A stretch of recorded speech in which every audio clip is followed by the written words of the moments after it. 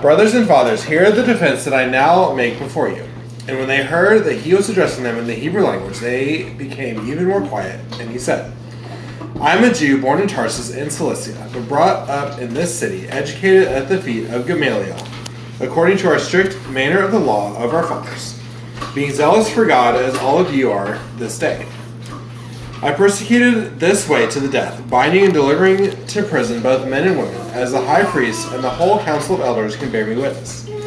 From them I received letters to the brothers, and I journeyed toward Damascus to take those also who were there, and bring them in bonds to Jerusalem to be punished. As I was on my way and drew near to Damascus, about noon a great light from heaven suddenly shone around me. And I fell to the ground and heard a voice saying to me, Saul, Saul, why are you persecuting me? And I answered, Who are you, Lord? And he said to me, I am Jesus of Nazareth, whom you are persecuting. Now those who were with me saw the light, but did not understand the voice of the one who was speaking to me. And I said, What shall I do, Lord? And the Lord said to me, Rise and go into Damascus, and there you will be told all that is appointed for you to do. And since I could not see because of the brightness of that light, I was led by the hand of those who were with me, and came into Damascus. And one Ananias, a devout man according to the law, well spoken of by all the Jews who lived there, came to me, and standing by me said to me, Brother Saul, receive your sight.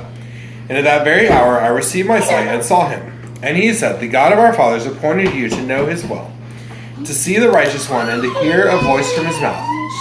For you will be a witness for him to everyone of what you have seen and heard. And now, why do you wait? Rise and be baptized, and wash away your sins, calling on his name.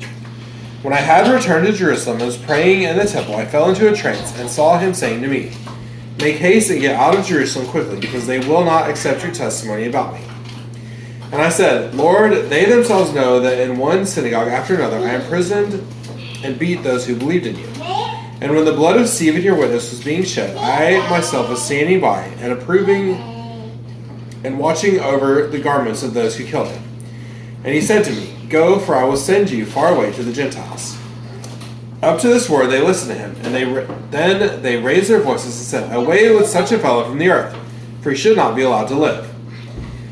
As they were shouting and throwing off their cloaks and flinging dust in the air, the tribune ordered him to be brought into the barracks, saying that he should be examined by flogging, to find out why they were shouting against him like this. But when they had stretched him out for the whips, Paul said to the centurion who was standing by, Is it lawful for you to flog a man who is a Roman citizen and uncondemned?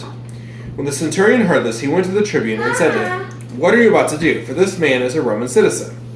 So the tribune came and said to him, Tell me, are you a Roman citizen? And he said, Yes. The tribune answered, I bought this citizenship for a large sum. Paul said, But I am a citizen by birth. So those who were about to examine him withdrew from him immediately. And the tribune also was afraid, for he realized that Paul was a Roman citizen and that he had bound him. But on the next day, desiring to know the real reason why he was being accused by the Jews, he unbound him and commanded the chief priests and all the council to meet. And he brought Paul down and set him before them. This is the word of the Lord. Thanks be to God.